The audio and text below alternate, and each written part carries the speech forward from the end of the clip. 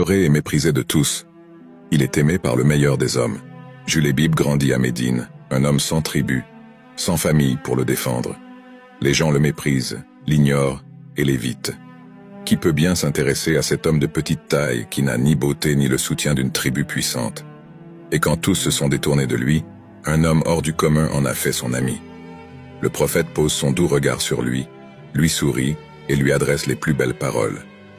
C'est ainsi que le messager lui pose cette question qui le surprit. « Oh Julebib, que dirais-tu de te marier ?»« Me marier? Ai-je bien entendu ce que le prophète d'Allah venait de me dire? Qui accepterait de se marier avec moi ?» L'espace d'un instant, il se laisse à penser que le messager se moquait de lui. Mais c'est avec le plus grand sérieux que l'homme le plus important qu'Allah ait créé se souciait des états d'âme et du bien-être de celui que personne ne remarquait. C'est le prophète lui-même qui prend les choses en main. Il s'en va demander la fille d'un homme de Médine. Ce dernier est fou de joie, pensant que le prophète la voulait pour lui. Très vite, son visage change en apprenant que c'est pour Julebib.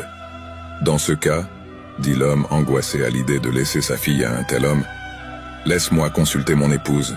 Notre aussi belle fille, qui fut demandée par des hommes plus importants que Julebib, ne peut se marier avec lui. » La mère refuse catégoriquement. Non loin de leur échange, la fille qui entend tout vient les interrompre.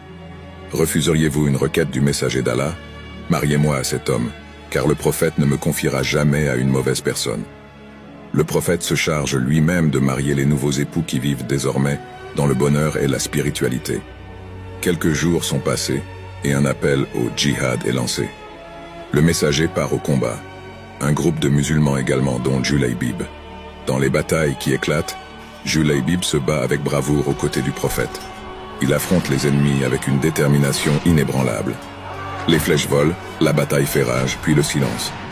Julebib tombe, l'âme en paix. Il quitte ce monde. Après la bataille, le prophète s'adresse aux compagnons. « Nommez-moi ceux qui nous ont quittés. » Les noms fusent. Les compagnons se remémorent les visages de ceux qui les ont quittés, mais personne ne mentionne l'homme que personne ne remarque. Le cœur lourd, le prophète dit « Moi j'ai perdu Julebib. » Sur ces mots, il s'en va chercher le corps de son ami. Julebib est parti avec les honneurs du martyr. Il est arrivé là où peu d'hommes ont le privilège d'aller.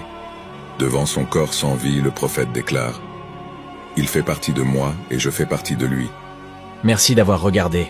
Abonnez-vous pour plus de contenu.